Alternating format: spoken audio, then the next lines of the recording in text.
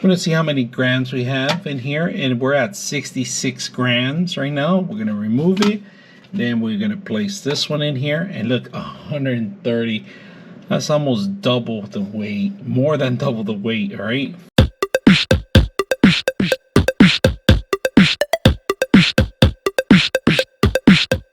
Today, I bring you a Logitech Pro X lightweight mouse. This is actually really good mouse. I can't even feel it. It's like ounces that we're talking about. And actually, you could modify this mouse to do certain things. Keyboard modification to the keys. There's a way to do it through the hub where you could actually change the keys to anything you want, pretty much. Basic keys, but underneath of it, if you guys notice, there's actually the actual padding. This is a very slippery padding that they included. It's more like a adhesive sticker that they put in here, of course, and in some of the critical areas it has it so you can actually move it. Now underneath, there's a couple things you can do here. If it's too light for you, you can always add weight, and this is a magnet right here. We're gonna open it up here. Let me see if I can open it. All right, so here we opened it up. You could actually add a weight in here, or there's another option you can do. This actually could charge through the actual Logitech mat that they have, mouse pad that they have, that it could charge your actual game pad at the same time play with it. So that's a plus in case you're gonna connect the whole system together. This is a must. A lot of people don't know about that little feature that has it built in that you can actually add, and we're gonna see if we can do that too. Charging the mouse is to the front, but if you have that charging area, we can do it through the back. Of course, there's these little little metal pieces where they actually get connected.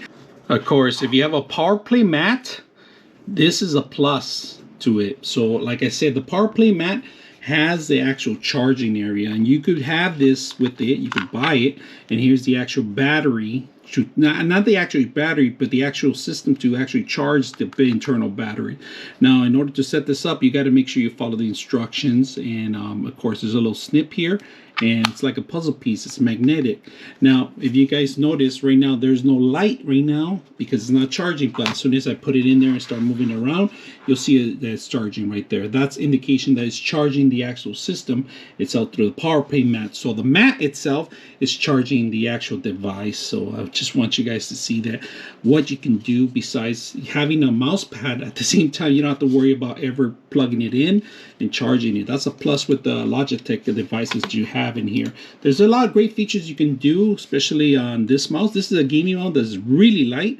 Highly recommended if you guys are going to be gaming or professionally gaming or streaming. You know, you want to make sure you get an advantage. This is actually an advantage, and like I said, easy to set up. This is not included. This mat is not included. That's a separate buy. You guys can see that, but it works well with this. And right now, as you can see, I'm not even moving it, but it's going to start charging it. And you can leave it anywhere in the mat and it'll charge. Right now, we're at 50%. But if you're not gaming or anything, it will automatically charge. Of course, you are going to need an extra USB. It's very simple. You come into the actual Logitech Pro X hub, and basically it tells you how much battery we currently have. We are charging right now. Not that much you can do. You can change the speed of the actual mouse from here.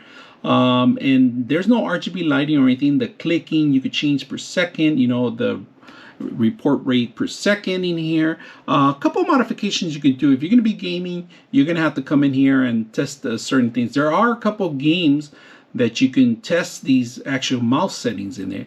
A couple of actual templates that you can do that. Now, right here, you could assign your keys to different keys, of course, by going in here. Or if you have a macro that you like to install and set up, you can do that through these things too. So these hubs are actually pretty good to control the mouse. But little you can do here. There's no RGB lighting or anything. There's only a mouse movement and clicking areas, and that's about it. And then if you don't like anything, you can always hit go restore to default.